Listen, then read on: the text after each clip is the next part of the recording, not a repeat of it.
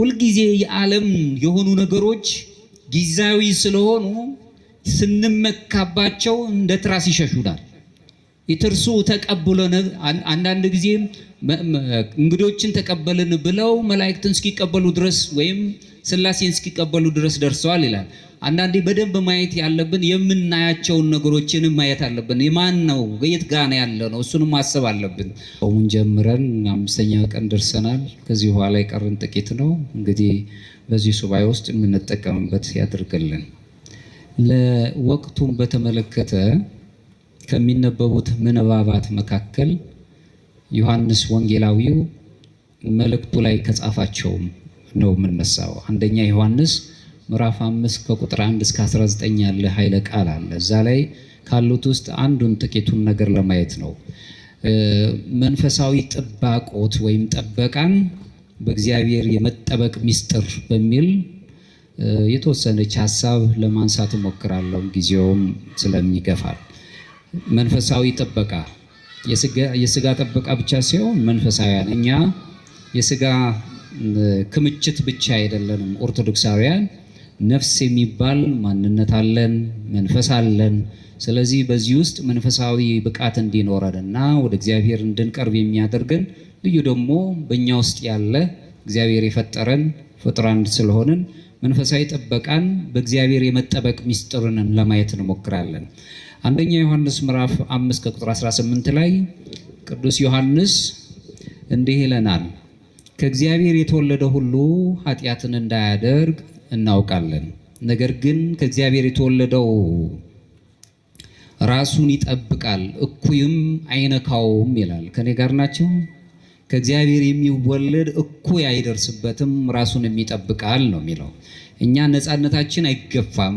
ነፃነት አለን፣ በማወቅ ነፃነት ወይም አይምሮ ግዛን በሚባለው ደግሞ እግዚአብሔር ደግሞ የምንፈልገውን በጸጋው ይጎበኘናል። ነገር ግን የእግዚአብሔር ጸጋ ባለ ቁጥር የኛም ደግሞ ነፃነታችንን ይጠብቅልናል አምላካችን። በእግዚአብሔር የመጠበቅ ሚስጥርን ነው ዛሬ የምናየው። እንደ እግዚአብሔር ፈቃድ ሰብከት አይነት ነገር አይደለም። በተወሰነ መልኩ ትምህርታዊ የሆነ ይዘቶችን ይዛችሁ እንድትሄዱ ከመፈለግ አንጻር ነው።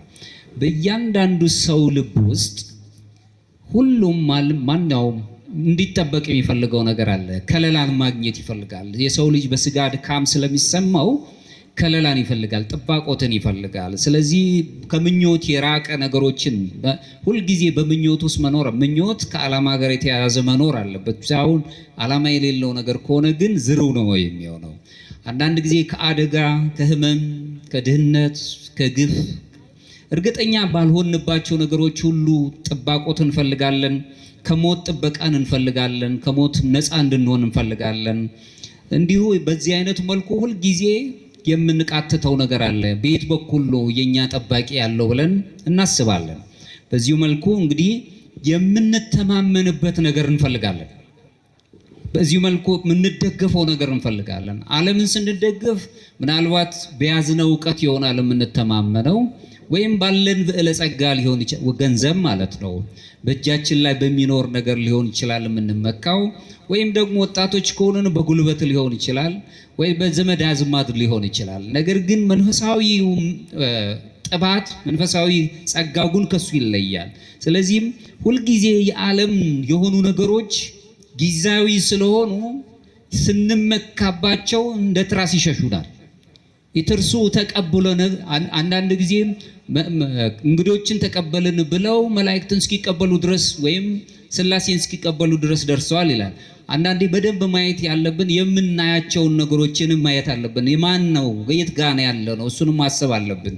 ሐዋርያው ቅዱስ ዮሐንስ እያነስ ያለው ከአካላዊ ድህነት አካላዊ ደህንነት ከማግኘት ይልቅ መንፈሳዊ ደህንነታችንን እንዴት ማግኘት እንዳለብን ብዙ ጊዜ ስለ ስጋ ሲነገረን ቆይቷል። አንዳንድ ጊዜ ትመለከቱ እንደው ስጋ ደካማ ናት የሚል ቃል ነው የምንሰማው።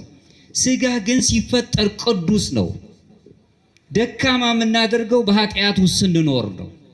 ሲፈጠር ቅዱስ ሆኖ የተፈጠረ የእግዚአብሔር የእጁ ስራ ነው። በዚህ ስጋ በሚባለው ማንነት ውስጥ ስንኖር መንፈሳዊ ጥባታችን እያደገ ሲመጣ ስጋችን ራሱ ወደ ልዕልናው ያድጋል።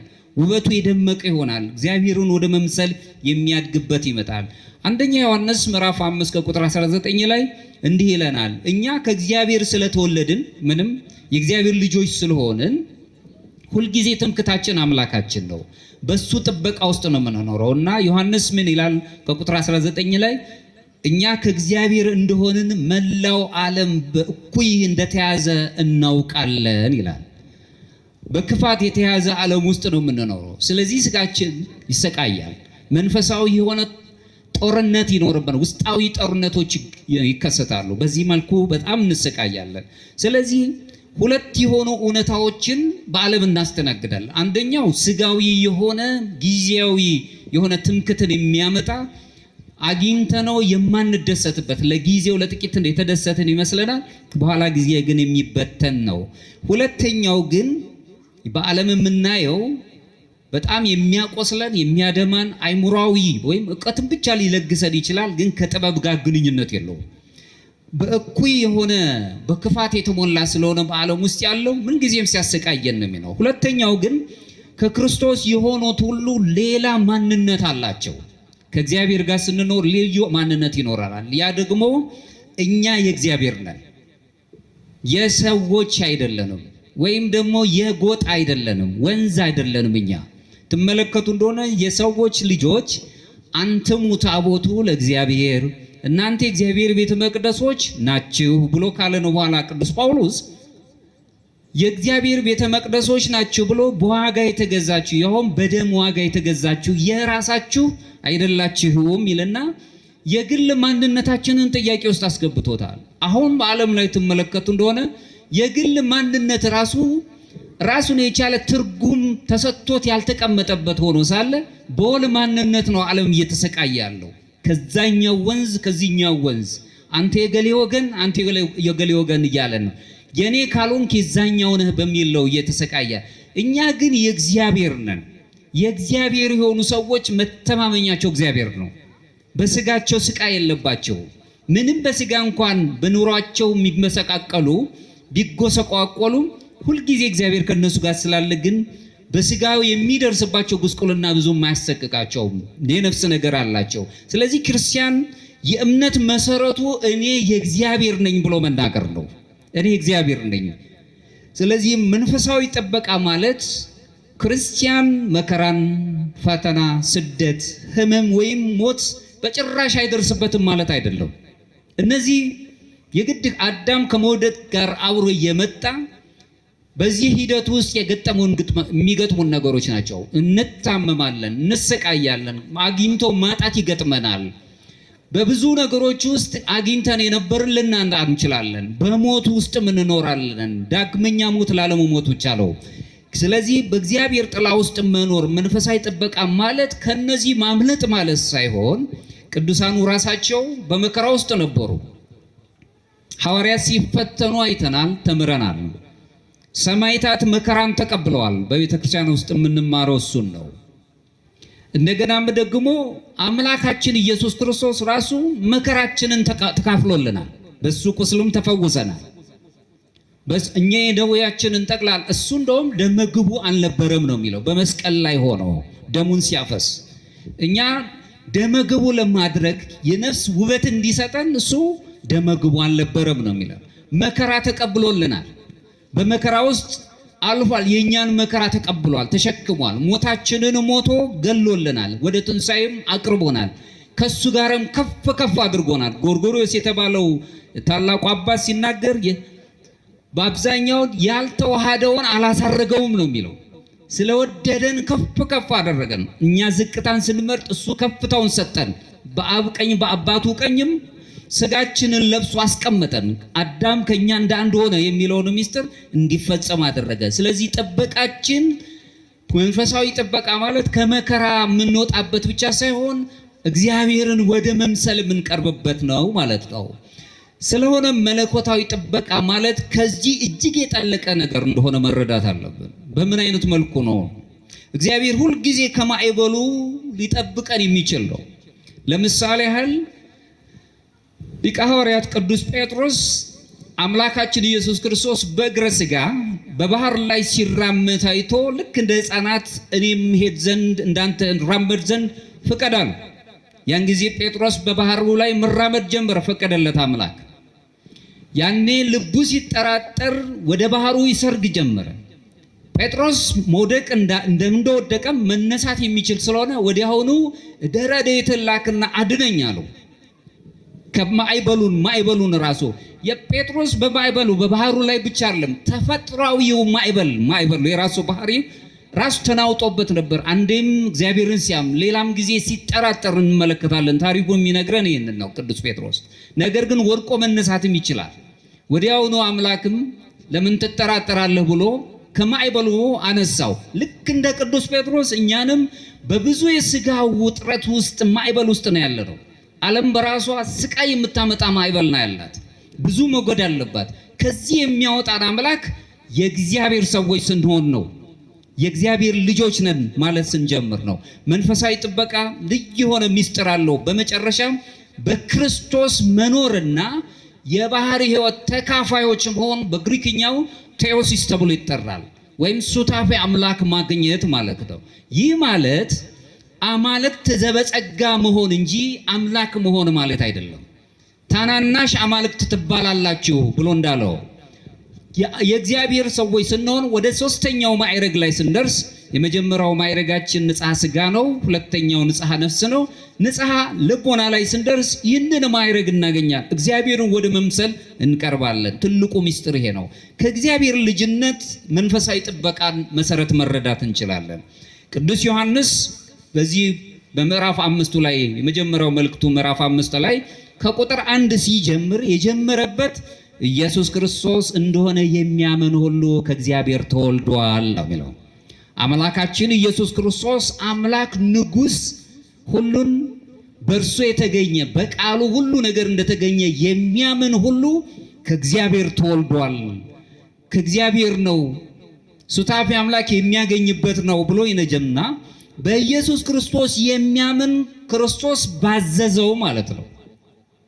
አምላካችን ኢየሱስ ክርስቶስ ባዘዘው ከትእዛዙ መካከል አንዱ ትእዛዜን ፈጽሙ አለና፣ ትእዛዙ ምንድነው ብለን ስናይ ዮሐንስ ወንጌል ላይ ምዕራፍ 15 የሚነግረን እርስ በርሳችሁ ትዋደዱ ዘንድ አለ።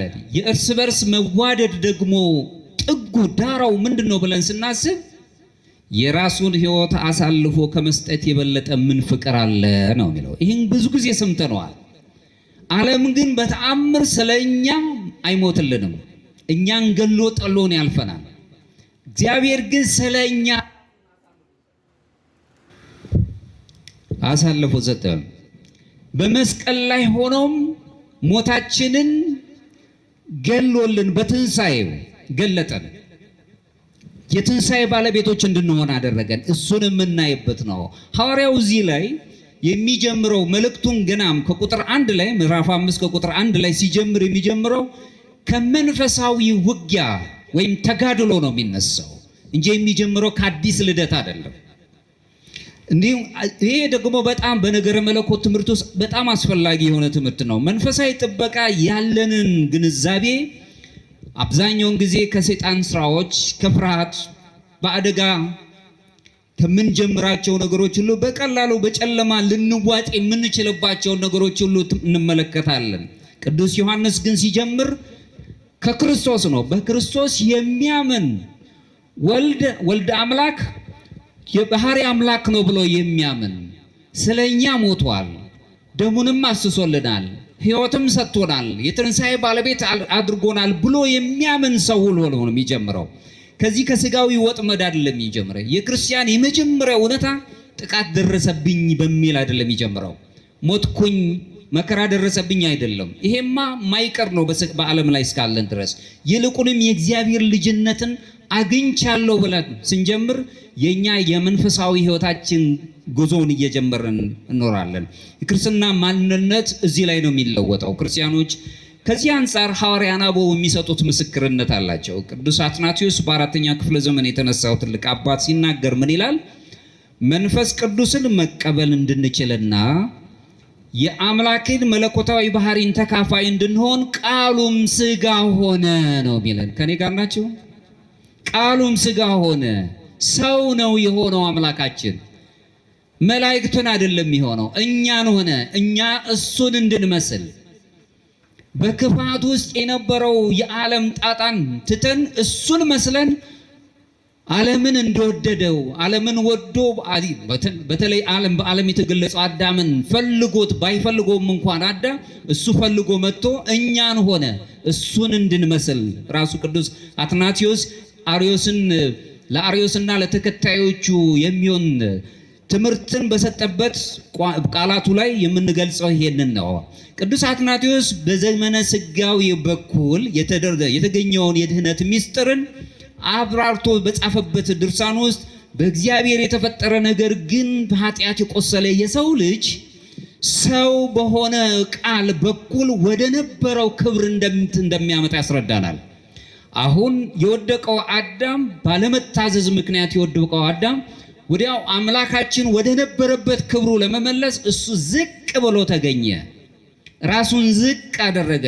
እኛ ዝቅ ብለን ለሌሎቹ ቤዛ ለኛ ራሳችን ለሌሎቹ ጥላ እንድንሆን ይህን ምሳሌ ሰጠን። ዮሐንስ ወንጌላዊው እዚህ ላይ ከእግዚአብሔር ተወልዷልና ነው የሚለን። ከእግዚአብሔር የተወለዱ ሰዎች በምድር ላይ መከራ እንኳን ቢደርስባቸው በዛ መከራ ውስጥ አይደለም ራሳቸውን በዛ ውስጥ እንዲኖሩ አይደለም የሚያደርገው፣ ከዛ በላይ በሆነው ነገር እየተሳሰቡ ይኖራሉ። ስለዚህ በአጭር ቋንቋ ወዳጅ የሆነ ልጆቹን የሚያፈቅር አባት ያለው ሰው ምንጊዜም ልጁን ዘወትር በፍርሃት እንዲኖር አያደርግም። አሁን ታዩ እንደሆነ በስጋዊ ፍርሃት ውስጥ ነው የምንኖረው። ነገ ምን እንደሚከሰት አናቅም። ጊዜያችን ዛሬ ነው ያለው። ከዚህ ስንወጣ ምን ያገኘናል? በጣም ነው ሰው የሚጨነቀው። ነገር ግን የእግዚአብሔር ሰዎች ይሄ ግድ ነው፣ በዓለም ነው የምንኖረው። ከፍርሃቱ በላይ የሆነ ግን ፍርሃታችንን ሁሉ የሚያርቅልን የእግዚአብሔር ልጅነት የሰጠን አምላካችን ኢየሱስ ክርስቶስ ከኛ ጋር ካለ ፍርሃቱን ያጠፋልናል። እኔ እግዚአብሔር ነኝ ብሎ የሚያውቅ ክርስቲያን መንፈሳዊ ፍርሃት ተገዢ መሆን ይጀምራል እንጂ በስጋዊ ፍርሃት ውስጥ አይኖርም። እምነታችንና መተማመናችን የሚመነጨው ከኛ ጥንካሬ አንጻር አይደለም። ነገር ግን ይሄ የምንታመንበትና እምነታችን ታላቅ መሆኑን የምናየውና መሰረት የሚጥለው ግን እግዚአብሔር ለኛ ታማኝ ስለሆነ ነው። እኛ ለሱ ስለታመንን አይደለም። እሱ ግን ለኛ ታማኝ ነው። ለፈጠረው ፍጥረት ታማኝ ነው። በቃሉ ታምኖ መጥቼ አድንሃለሁ አለው። በመጀመሪያ የነበረው ቃል በቃሉ ይሁን ብሎ የፈጠረው አምላክ፣ ዓለማትን ሁሉ የፈጠረ አምላክ እሱ ሰው ሆኖ በሰው ጠባይ ከኃጢአት በስተቀር ቀስ በቀስ ነው በጠባብ ደረት በቅድስት ድንግል ማርያም ማኅፀን ውስጥ አድሮ ለኛ ለሁላችንም ቤዛ የሚሆነውን ስራ ሰርቷል። ዝቅ ብሎ እልፍኝ የሰጠን አምላክ በበረት ውስጥ ተወልዶ ቀስ ብሎ በሰዎች ጠባይ የሰዎችን ጠባይ ከኃጢአት በስተቀር ሁሉ ገንዘብ አድርጎት ይሄንን በእኛ ውስጥ የኛን ሕይወት ተካፈለልን። ስለዚህ ይህንን እናያለን። ሌላው ወደ ፍቅርና ታዛዥነት የሚቀየር እምነት ሲኖረን ሁልጊዜ እግዚአብሔር ከኛ ጋር ነው ያለው። በዓለም ኃጢአት ውስጥ አንኖርም። ዓለምም አያሳቅቀንም። ቅዱስ ዮሐንስ አሁንም አንደኛ ዮሐንስ ምዕራፍ 5 ቁጥር 2 ላይ ሲነግረን በመልእክቱ እግዚአብሔርን ስንወድ ትእዛዛቱንም ስንፈጽም የእግዚአብሔር ልጆች እንደምንወድ በዚህ እናውቃለን ነው። እግዚአብሔርን የሚወድ ሰው ሰዎችን ያፈቅራል። እግዚአብሔርን አባቱ ያደረገ ሰው ሰዎችን የመጥላት ልቦና የለውም። በተለይም የእግዚአብሔር ሰዎች አለመውደድን አይችሉም። የግድ አፍቃሪዎች ናቸው። ፍቅር ዝም ብሎ የሚመጣም ብቻ አይደለም፣ ተፈጥሯችን ማፍቀር እንጂ መጥላት አይችልም። ጥላቻ ከዓለም ኃጢአት በኋላ የመጣ ነገር ነው። አለመውደድ አንችልም። የግድ ነው የምንወደው፣ መውደድ ያለብን ስለሆነ። ስለዚህ ዮሐንስ እምነትን አእምሯዊ እውቀት ብቻ ሆኖ ሊቀር እንደሚችል አድርጎ የሚገለጽ እንዳልሆነ ይነግረናል። እምነት በራሱ ፍቅርን ያፈራል። ፍቅር ደግሞ ታዛዥነትን ያስገኝልናል። ታዛዥነት ደግሞ የሚያምነውን ሰው ከእግዚአብሔር ጋር በህብረት እንዴት እንደሚኖር ይነግረናል፣ ይገልጽልናል። ስለዚህ የሚታዘዝ ሰው ነፍሱን ስጋውን ለነፍሱ የሚያስገዛና ለእግዚአብሔር ቃል ታዛዥ የሆነ ሰው ወደዚህ መንፈስ ውስጥ ይሄዳል። ዮሐንስ አፈወርቅ በአምስተኛው ክፍለ ዘመን ከተነሱት አባቶች መካከል የክርስቲያን ፍቅር በክርስቲያናዊ ስነ ምግባር ውስጥ በግልጽ መታየት እንዳለበት የገለጸበት አንቀጽ አለ።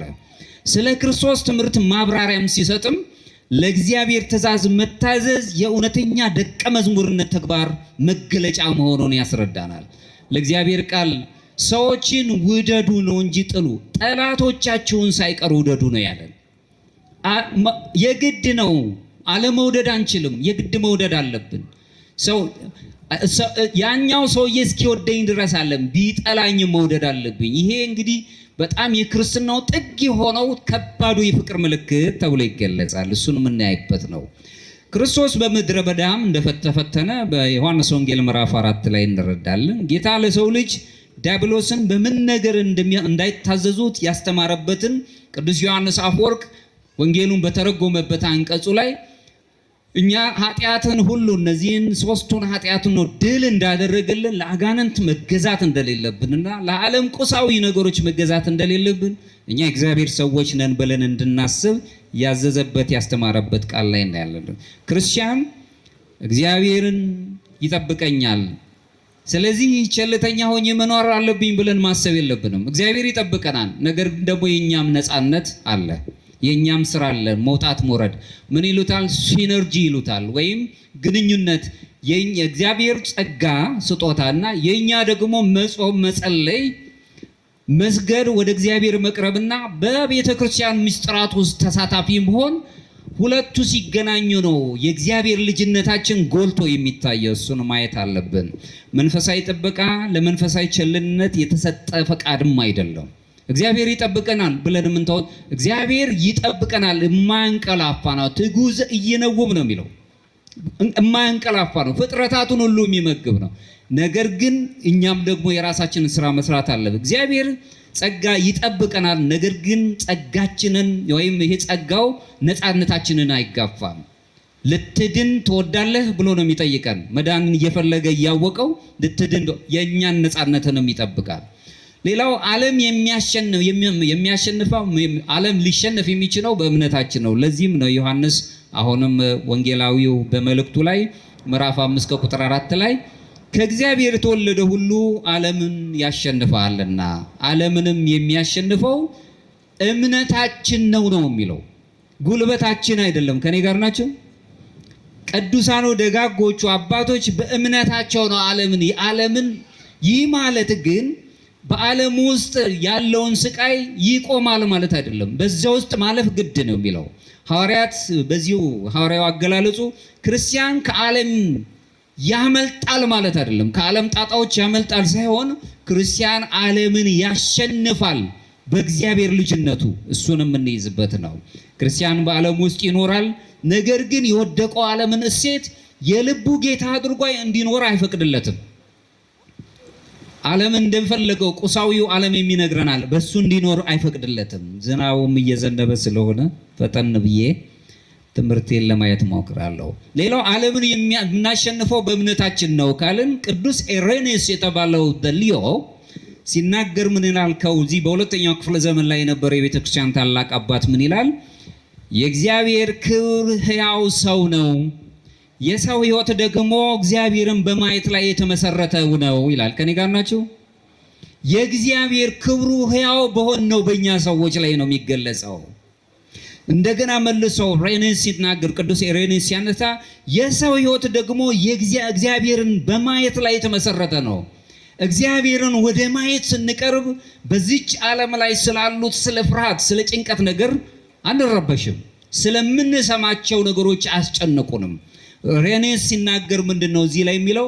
ዓለም ኃያል ይሁን ክርስቶስ ዓለም የሚነግረን ምን ጊዜም በኃይል ለኃይል አግኝ፣ ምክንያቱም የሚጠብቅ ሌላ ነገር አለ ብሎ ነው የሚያስበን። ቅዱስ አምላካችን ኢየሱስ ክርስቶስ ግን እኔ ቅዱስ እንደሆንኩ እናንተ ቅዱሳን ሆኑ ነው የሚለው። ስጋዊ ኃይል ብርታትን ብቻ አይደለም የሚነግረን።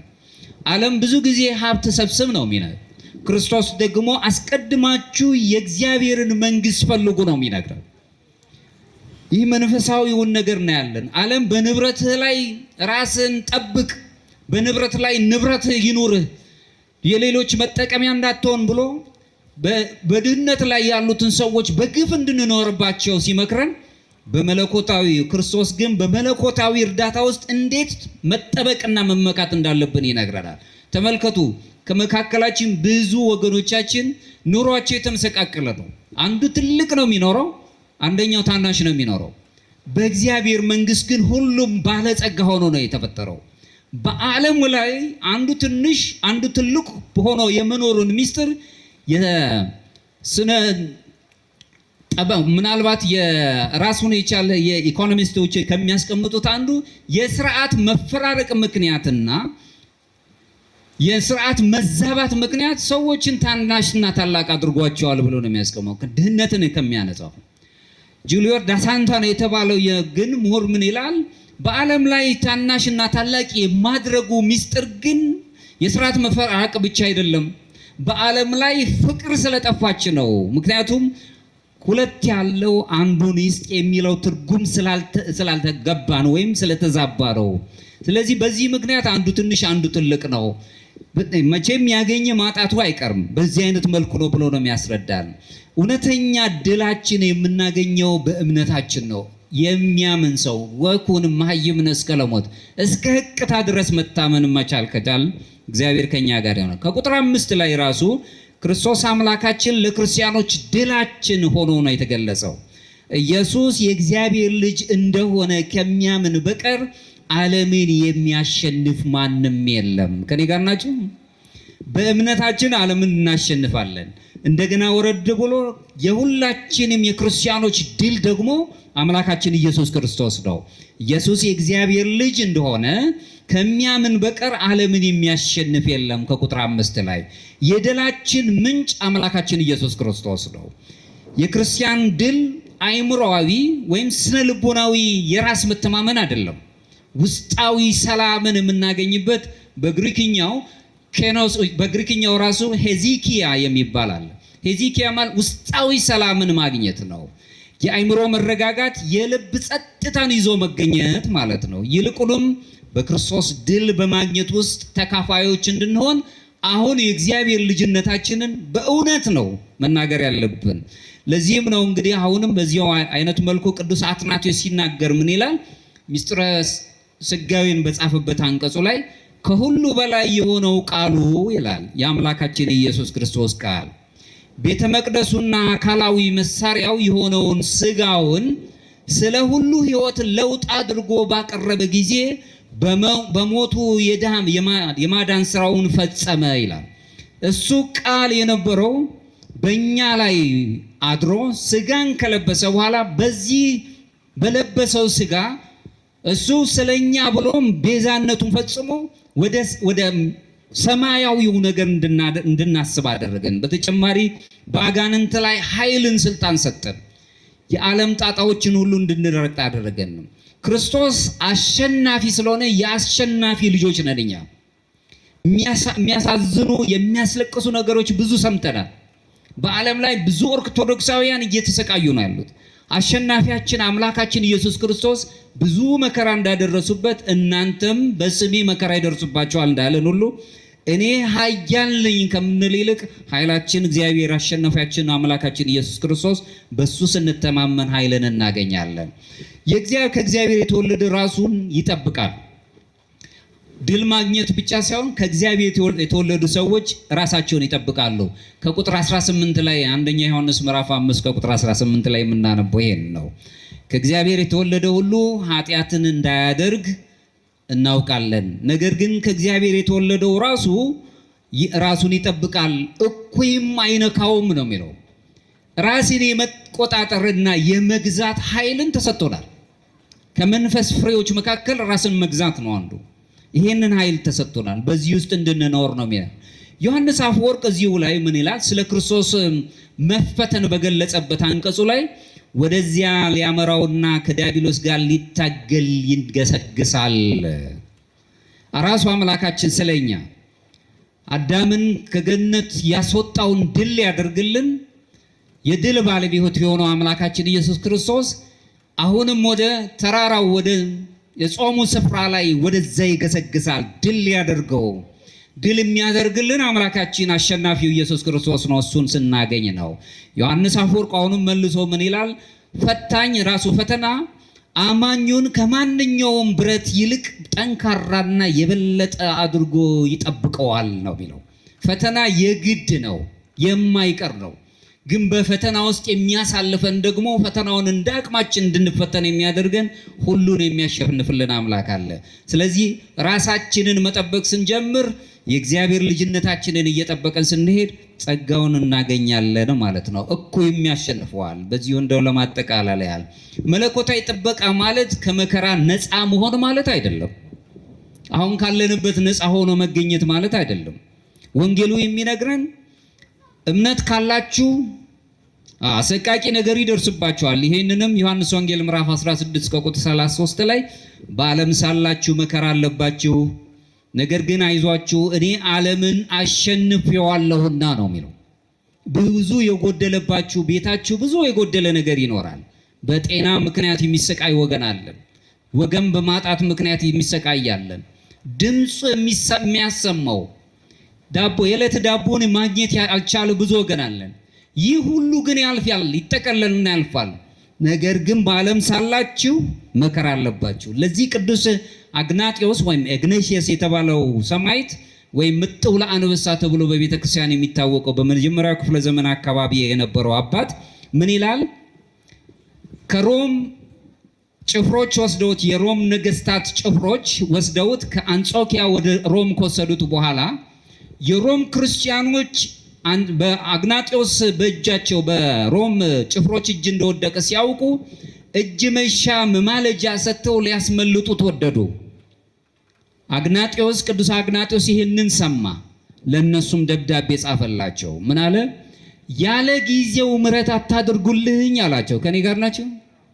የእግዚአብሔር ሰዎች መከራውን እንደ በረከት ነው የሚቀበሉት። ያለ ጊዜው ምሕረት አታድርጉልኝ፣ መማለጃ ሰጥታችሁ አታስመልጡኝ። እኔ አሁን የክርስቶስ ስንዴ ነኝ አለ። የክርስቶስ ስንዴ ነኝ። በአፈ አናብስት ውስጥ ገብቼ እፈጫለሁ። የክርስቶስንም መከራ ካፈላለሁ፣ ከሱም ጋር እነሳለሁ። ስለዚህ ያልሆነ ጊዜውን ሰጣችሁ መማለጃ ሰጣችሁ ይህንን የሰማዕትነት ጽዋን አታስመልጡኝ አላቸው። ከኔ ጋር ናችሁ? በዓለም ላይ ብዙ መከራ አለን።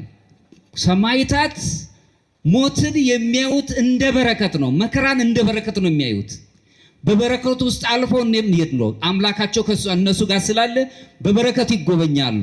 ይህንን ይላል የአምላኬን ሕማማት እንድመስል ፍቀዱልኝ አለ።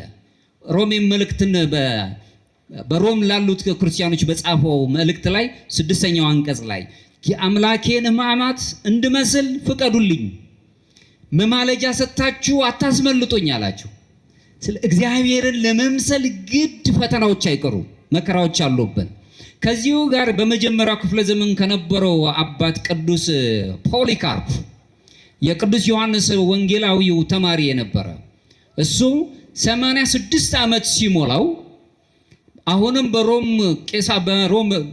ግዛት ውስጥ በነበረባቸው በጭፍሮች እጅ ተይዞ መስፍኑ ምን አለው? ወይም አገረ ገዢው ዘመንህ አልፏል፣ ሽማግሌ ነህ፣ ራስህን አድን፣ ክርስቶስን ስደብ፣ ክርስቶስን ካድ አለው። ፖሊካርፕ ምንድን ነው ያለው? 86 ዓመት ሙሉ አምላኬን አገለገልኩት፣ እሱም አልካደኝም፣ አላሳፈረኝም። እንዴት በዚህ ዘመኔ አምላኬን እክደዋለሁ ብሎ ተናገረ። አምላኬን እንዴትስ እሰድበዋለሁ ብሎ ተናገረ። እግዚአብሔርን መካድ እግዚአብሔርን መስደብ ነው ማለት ነው። የእግዚአብሔር ሰዎች ጸውያ መከራን እንዲያርገው ይቀበሉታል፣ በሕይወት ይቀበሉታል። ይህ ሁሉ ነገር እንዳለ መረዳት አለብን ማለት ነው። ለአግናጢዮስ ስለ ክርስቶስ መከራ መቀበል እግዚአብሔርን ራሱን መጠበቅ ተደርጎ ተገልጿል። ዳንኤልን ብንመለከት በአሳ አንበሶች ጉድጓድ ውስጥ እንዳይገባ አልተጠበቀም፣ ግድ ነው። ነገር ግን በአንበሶች ጉድጓድ ውስጥ ሆኖ እንደተጣለ ተጠበቀ። የጠበቀው የእግዚአብሔር ኃይል ነው። አናብስት ሰገዱለት፣ እግሩን ትቢያ ላሱ፣ አልበሉትም። ግን ጉድጓድ ውስጥ መግባት አልቀረለትም። 3 ወጣቶች ወደ እቶነ እሳት እንዳይገቡ አልተደረገም፣ የግድ መግባት ነበርባቸው። ገቡ። በእቶነ እሳት ውስጥ እንዳሉ ግን አምላካችን እግዚአብሔር ጠበቃቸው፣ መልአኩን ልኮ አዳናቸው። ሐዋርያት ከስደት አልተጠበቁም። በስደት ውስጥም አልፈው አምላካቸው እግዚአብሔርን በፍሬ ገለጻቸው። ሰማዕታት ሁልጊዜ ከሞት አልዳኑ፣ በስጋቸው ሞቱ፣ መከራም ደረሰባቸው። ከክደትና ከክርስቶስ ከመለየት ግን ራሱ አምላካችን ጠበቃቸው። ጽዋውን ሲቀበሉት ደስ እያላቸው ተቀበሉት። ስለሆነም ታላቁም መለኮታዊ ጥበቃ ወይም መንፈሳዊ ጥበቃ ሁልጊዜ ከመከራ መጠበቅ ብቻ ሳይሆን በመከራ ውስጥ እምነትን ጠብቆ መኖር መሆኑን ምዕመናን ልብ እንልን ይገባል። መከራ ቢደርስብንም በመከራ ውስጥ ደግሞ እግዚአብሔር እንደሚጠብቀን ማሰብ አለብን። ልብ በሉ። በስነ አእምሮ እንኳን ብትመል በስነ ልቦና እንኳን ብታዩ ትላንት በተጨነቅንበት ጭንቀት አይደለም ዛሬ የምንጨነቀው። ትላንት ማታ ብዙ የሚያስጨንቁን ነገሮች አሉ። ጠዋት ስንነሳ ሌላ ጭንቀት ነው፣ ያኛው ይወድቃል። ጭንቀቶች ቢጨመሩ እኛ ራሱ ሰው የሚባል ጠባያችን ራሱ ይናጋብናል። ዛሬ ማታ የሚያስጨንቀን ትላንት ነገ ካለው የሚያስጨንቀው የተለየ ነው። ጭንቀታችንን ይነጥቀዋል፣ ይወስድልናል፣ ይካፈልልናል አምላካችን። በስነ ልቦና እንኳን መረዳት የምንችላቸውን ነገሮች ማየት ነው እዚያው። ስለዚህ ሕያው የሆነ መድኃኒትነታችንን መፈለግ አለብን። አግናጤዎስ ምጥው ለአንበሳ ሲናገር ምንድን ነው የሚለው እዚህ ላይ? ሕያው መድኃኒት የሆነውን እንዳንሞት የሚከለክለንን ነገር ግን በኢየሱስ ክርስቶስ ዘላለማዊ እንድንሆን እንድንኖር የሚያደርገንን ያንኑ አንዱን እንጀራ መመገብ አለብን ይላል። በእምነት መኖራችን መልካም ነው። አምላካችን ኢየሱስ ክርስቶስ አምላካችን ሆኖ እሱን ማምለካችን መልካም ነው። አሁን ግን ሁልጊዜ ቤተክርስቲያን እንሰበስባለን። የቤተክርስቲያን መሰባሰባችን የመጨረሻው ግን ሚስጥራተ ቤተክርስቲያን መካፈል ነው። ከዚህም አንዱ የሕያው እንጀራ ሕያው መድኃኒት የተባለው ቅዱስ ቁርባን ነው። በቅዱስ ቁርባን ውስጥ መኖር ነው። ሌላው እኩይ የሆነውን ነገር ከኛ እንዲያርቅልና ከእኩይ ዓለም ነፃ ለመሆን በጸሎት መትጋት ነው። ለዚህም ዮሐንስ እንደ ፈቃዱ አንዳች ብንለምንም ይሰማናልና አንደኛ ዮሐንስ ምዕራፍ 5 ቁጥር 14 ላይ እንደ ፈቃዱ። እዚህ ላይ ቅዱስ ሳይፕሪያን ዘካርቴጅ የተባለው አባት ሲናገር ምን ይላል? የምንጸልየው ስለ አንዱ ብቻ ሳይሆን ስለ መላው ሕዝብ ነው። ምክንያቱም እኛና መላው ሕዝብ አንድ ነንና ይላል። እኛ ስለ ራሳችን ሰላም ስናገኝ ሌላውም ሰው ሰላም ካላገኘ ሰላማችን ይነጠቃል። ለዚህም ነው አባ ይስሐቅ ሶርያዊ ሲናገር ምን ይላል? አንተ ከራስ ጋር ታረቅ፣ ሰላምም አድርግ፣ በመካከልህ በዙሪያህ ያሉ በሺህ የሚቆጠሩ ሰላምን ያገኛሉና። አንድ ሰው የውስጥ ሰላም ሲኖረው ዓለም ሰላም ይሆናል፣ አገር ሰላም ይሆናል፣ ቤተሰብ ሰላም ይሆናል። አንተ ከራስ ጋር ታረቅ እያለ ነው የሚነግረን። በመታረቅ ውስጥ እንድንኖር ነው የሚነግረን።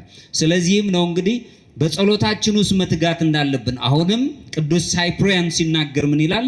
ልብ ለጠላት የተዘጋ ለእግዚአብሔር ብቻ የተከፈተ ይሁን። ልባችን ለጠላት የተዘጋ እንዲሁም ደግሞ ለእግዚአብሔር የተከፈተ ይሁን። ከጸሎቱ ላይ ከጸለየው ጸሎት ልብን ለጠላት የዘጋ ሲሆን ለእግዚአብሔር የተከፈተ ሲሆን ጸሎት ትኩረታችንን ሁሉ ወደ ሌላ አቅጣጫ ነው የሚወስደው። ከስጋዊ ነገር ይሄ ትርፍ ነው፣ እንደ ዳረጎት የሚሰጠን ነው። ጠላት አእምሯችንን እንዲበትን መፍቀድ የለብንም። የዓለም ጣጣ ብዙ የሚበትኑ ነው። ጸሎት ግን ይሰበስበናል፣ ወደ ራሳችን ወደ ውስጣችን እንድናይ ያደርገናል። ጠላት ፍርሃትን ነው የሚፈጥርብን። ጸሎት እምነትን ሁልጊዜ ያመጣል። የሚጸልይ ሰው በሚያምነው ነገር ላይ የተጠለለ ነው። ጠላት መገለልን ነው የሚፈጥረው። ከሰዎች ጋር ባለው እየተረበሸ ህይወት እንዲኖረን ነው የሚያደርገን የዓለም ጠላት፣ የዓለም ጾር። ጸሎት ህብረትን ይፈጥራል። በህብረት መኖር። ስለ ራሳችን ብቻ ለምንጸልየው እኔ ሰላም ለማግኘት ጎረቤቴም ሰላም ማደር አለበት። ጠላት ተስፋ መቁረጥን ይነግረናል። ጸሎት ግን ሁልጊዜ የተስፋን ታላቅ ነገር ነው የሚነግረን። በዚህ ውስጥ እንድንኖር ያደርገናል። በዚህ ውስጥ ጎርጎርዮስ፣ ታዋቂው ጎርጎርዮስ የነገረ መለኮቱ መምህር ሲናገር ምን ይላል? ቀደም ብዬ ያነሳሁት ያልተዋሃደውን አላዳነውም ወይም አልፈወሰውም፣ ከመለኮታዊ ጋር የተዋሃደው እርሱ ግን ሁሉንም አድኗልና በማለት። ስለዚህ ክርስቶስ ሙሉን የሰውን ባህሪ ነው የቀየረው። ሞት የሚባል ባህሪያችንን ራሱ የመጣውን አሁን ህይወት ያለን አድርጎ ነው የገለጸልን። በዚህ ውስጥ እንድንኖር ነው። እኛ ከእግዚአብሔር እንደሆንን ምን ያህላችን እናውቃለን? በቃል ብቻ አለን፣ በተግባር እግዚአብሔር ከኛ ጋር ነው ወይ? እሱም ማለት ዮሐንስ ወንጌልም አንድ ዮሐንስ መልእክት ላይ ከቁጥር 19 ምዕራፍ 5 ከቁጥር 19 ላይ የሚለን ይሄ ነው። እኛ ከእግዚአብሔር እንደሆንን እናውቃለን ነው። ምን ያህላችን እናውቃለን? በዚህ ውስጥ መኖር አለብን። ለዚህም ነው አሁንም ቅዱስ ኢሬኔስ በመጀመሪያው ክፍለ ዘመን የነበረ ትልቁ አባት የእግዚአብሔር ክብር ሕያው ሰው ነው ብሎ ያለውን ማስታወስ አለብን። የሰው ሕይወት ደግሞ እግዚአብሔርን በማየት ላይ የተመሰረተ ነው። እግዚአብሔርን ማየት በሕይወታችን ያላየነው ጊዜ የለም። እግዚአብሔርን ረቂቅ ነው አምላክ። በመለኮታዊ ስልጣኑ አይተነው መቆም አንችልም። ብርሃኑ ልናየው እንችላለን። ነገር ግን ሁልጊዜ በሕይወታችን ውስጥ አለ። ስራው በስራው እናውቀዋለን። አምላካችን በስነ ፍጥረቱ የሚታወቅ አምላክ ስለዚህ እኔ እግዚአብሔር ነኝ ማለትን መልመድ አለብን። ይህም ማለት ማንነታችን መንፈሳዊ ጥበቃን እንዲያገኝ ይሆናል። ምክንያቱም ክርስቲያናዊ ሕይወታችን ያለ መጨረሻ ዋጋው የሚወሰነው እኛ የእግዚአብሔር ልጆች መሆናችንን ማረጋገጥ ስንጀምር ነው። ዓለም ካመሰገን ትሁት ከሆንን ይንቀናል። እንዲሁም ደግሞ ታማኞች ከሆንን እንደ ሞኝ ነው የሚቆጥረን። ስኬት እንደው ብሎ የሚገልጸው ታይቶ የሚጠፋውን ነገር ነው። ይሄ ሁሉ ተጠቅልሎ የሚጠፉ ናቸው። ለእግዚአብሔር ክብር ስንሰጥ ግን ከዚህኛው ካሁን ካለው ከዓለማዊ ጠባይ ራሳችን ከፍ የምናደርግበትን ጸጋ ይሰጠናል። በዚህ ውስጥ እንድንኖር እኔ የእግዚአብሔር ነኝ ብለን መቅረብ አለብን። በመጨረሻው ሰዓት ላይ መንፈሳዊ ጥበቃን ከነገረ ሱታፌ አምላክ ጋር መያዝ አለብን። ቅዱስ አትናቴዎስ ሲናገር ምን ይላል? እኛ አማልክት ዘበጸጋ እንባል ዘንድ እሱ ቃል የእግዚአብሔር ልጅ ቃል ኢየሱስ ክርስቶስ ሰው ሆነ ነው ያለው። ሰውነታችንን አግዝፎ አሳይ። ሰውነታችን ጉልህ ሆኖ ሰው ልጅ ሰው ሆኖ እያለ ማን አይባልም? ሰው ነው። ከየት ነህ አይባልም። ሰው ነው፣ ከእግዚአብሔር የተገኘ ነው። ሁሉም ሰው በቋንቋም ይሁን በተለያየ መልኩ ሰው በሰውነቱ ክቡር ነው። ጌታ ሆይ ክርስቶስ ሕይወትን በቀላሉ ጌታ ሆይ መጥፎ ነገሮችን ከኔ አርቅ የምንልበትን ጸጋ መያዝ አለብን። ጌታ ሆይ እንደሆን ወይም ወደ ፈጠርከኝ ማንነት እንድመለስ ታደርገኝ ዘንድ ፈቃድ ይሁን ብለን መለመን አለብን። በዚህ ውስጥ ስንኖር በመጀመሪያ ሰዓት ላይ ወንጌላዊው በመልእክቱ ላይ ሲናገር አንደኛ ዮሐንስ ምዕራፍ 5 ከቁጥር 1 ጀምሮ እስከ 19 ሶስት የሆኑ ታላላቅ መልእክታትን ያስተላለፈልን። አንደኛው ከእግዚአብሔር እንደተወለድን ነገረን። ይሄ ደግሞ አዲሱ ማንነታችን ነው። ስንጠመቅ የእግዚአብሔር ልጅነታችንን ገንዘብ እናደርጋለን። ሁለተኛው እግዚአብሔር ከኛ ጋር እንደሆነ እኛ ከእግዚአብሔር እንደሆነን የምናግበት ከእግዚአብሔር ጋር የሆኑ ሰዎች ድል ማድረግ ይችላሉ። ይሄ ደግሞ ከእግዚአብሔር ጋር በህብረት መኖር የምንችልበትን ሁለተኛ ጴጥሮስ ምዕራፍ 5 ላይ የምንረዳው እሱን ነው። ሶስተኛው የእግዚአብሔር ልጅ መጥቷል። አሁን አምላካችን እግዚአብሔር ኢየሱስ ክርስቶስ ከኛ ስጋ ለብሶ በእኛ ተገልጧል። ስለዚህ ይህ ድህነታችንን ይገልጽልናል። ሶስቱ መልእክታት በዚሁ ላይ የምናያቸው ናቸው።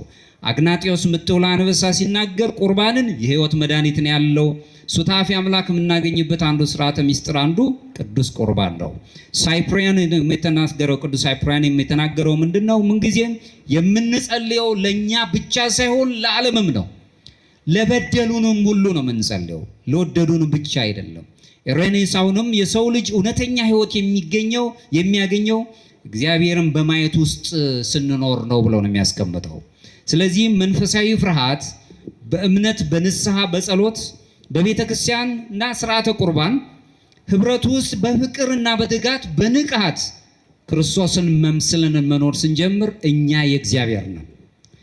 የእግዚአብሔር እንድንሆን ኃይሉን ስለሰጠን አሁን እድሉን መጠቀም አለብን ማለት ነው።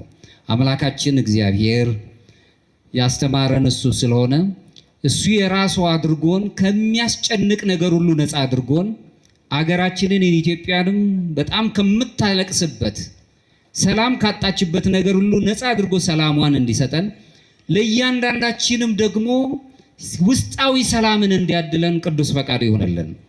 የተጨነቅንበትን ነገር ሁሉ አንስቶ የሚያረጋጋ መንፈስን ይስጠን። የእግዚአብሔር ልጆች ሆነን እንድንኖር ኃይሉን ጥበቡን ያድለን። በስብሐት ለእግዚአብሔር። እዚህ ይቆየን።